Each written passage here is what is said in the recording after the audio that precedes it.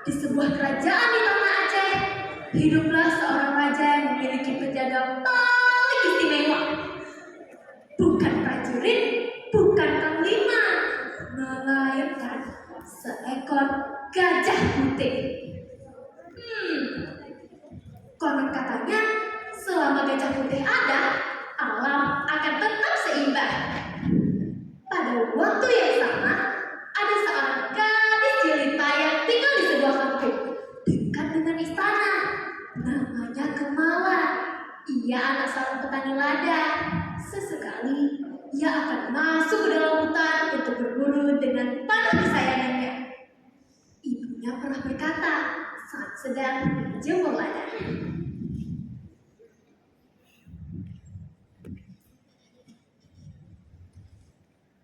Berburu secukupnya, jangan rakus, karena hutan bukan milik kita.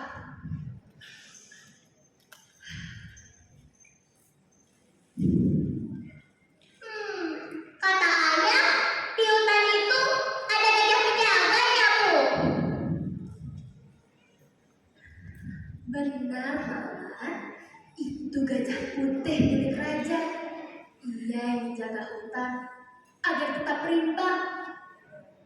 Tidak banyak orang yang bisa melihat gajah putih itu. Ia hanya menampakkan diri pada orang yang hatinya bersih. Oh, satu lagi, ini rahasia. Gajah putih akan datang jika dipanggil dengan tari kuel. Kemala pun tersenyum, mengangguk paham kata-kata ibunya.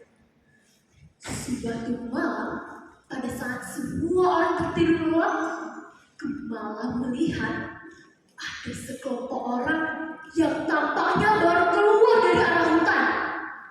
Mereka membawa batang-batang pohon yang besar.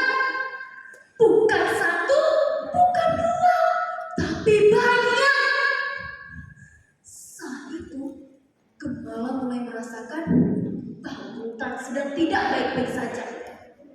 Hingga suatu hari, datanglah kabar dari istana. Gajah putih menghilang, seluruh kampung getar. Tapi raja pun segera mengadakan sayembara. Wahai rakyatku, barang siapa yang bisa menemukan gajah putih, akan kuberikan hadiah kehormatan. Maka berangkatlah mereka, para pemburu, para prajurit, para bangsawan, semua ingin hadir. Tapi Kemala diam-diam mengambil keputusan. Dia berangkat seorang diri masuk ke dalam hutan. Mengapa hutan jadi seperti ini? Tapi Kemala terus menelusuri jalan-jalan setapak di dalam hutan. Ia tidak menemukan gajah putih itu. Hingga ia teringat kata-kata ibunya bahwa gajah putih akan datang jika dipanggil dengan tari kuel. Kemala ingat beberapa gerakan tarian itu saat ia menyaksikan pesta rakyat di istana.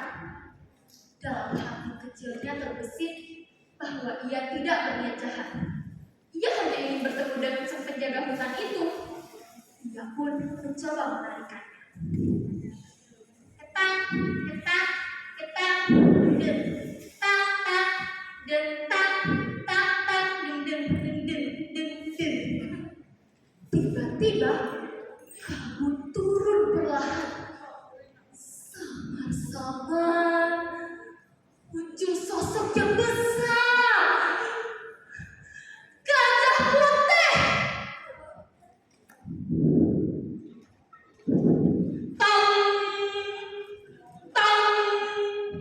Kemala tidak lari. Ia hanya berkata lirih.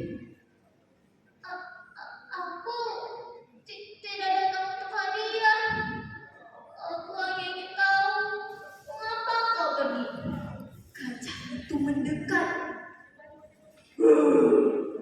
Aku tidak pergi.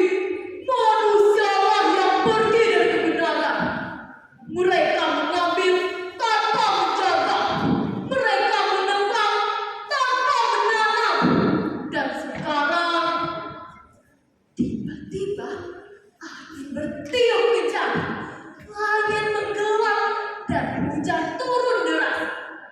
Putih mengangkat kepala ke atas punggungnya itu, Kak. Lantas apa yang dilihat kepala di atas badan Gajah Putih? Tiba-tiba dari atas kepala melihat air sungai meluap menghantam perkampungan. Rumah-rumah terendam, dan yang lebih mengerikan, batang-batang kayu besar hanyut memenuhi arus sungai yang mengalir. Kampung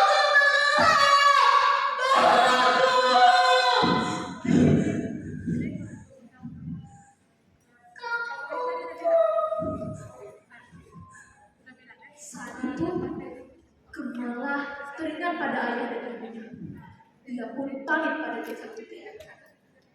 Keesokan harinya, pada saat banjir telah surut, Gemala berlari ke istana. Di istana sudah banyak orang yang saling menyalahkan. Ini karena hujan, ini karena takdir. Tapi Gemala maju ke hadapan sang raja dengan berani.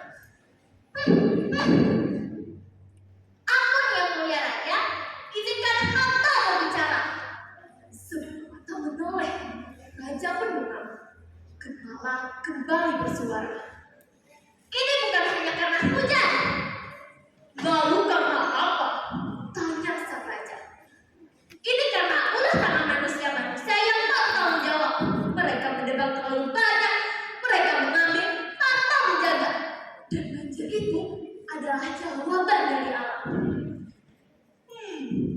Kalau begitu, wahai Ulegala, segeralah tangkap orang-orang bejat itu. Akan kuberikan hukuman yang setimpal kepada mereka. Pinta sang raja dengan suara lantang. Tidak cukup itu saja yang mulia raja. Gajah Putih mengatakan bahwa kita Harus tanam kembali dan memperbaiki apa yang telah rusak. Raja pun mendengarkan kata-kata Gemala. Ia meminta seluruh rakyatnya masing-masing harus menanam satu pohon di dalam hutan. Waktu pun berlalu. Hutan mulai tumbuh kembali, sungai juga kembali jernih. Raja dan rakyatnya telah melakukan apa yang dititahkan oleh Gajah Putih. Di dalam dari situ, pesta rakyat pun digelar. Tari Buel kembali dipertunjukkan. Namun kali ini bukan sekadar tarian, tapi janji untuk menjaga alam. Nah, dan sejak kejadian itu, semua orang mengerti bahwa bencana bukan sekadar musibah, tapi peringatan, dan keberanian adalah wujud kepedulian. Nah, Gemala pun tersenyum lega. Ia pun membawa pulang hadiah dari sang raja, sebuah panah kehormatan.